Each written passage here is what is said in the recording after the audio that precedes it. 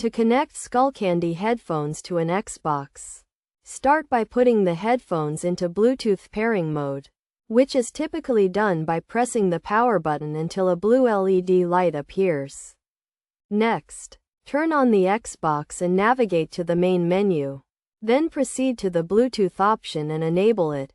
The Xbox will then search for the headphones and pair them once they are discovered. Alternatively, if the headphones do not support wireless Bluetooth, they can be connected via an audio cable.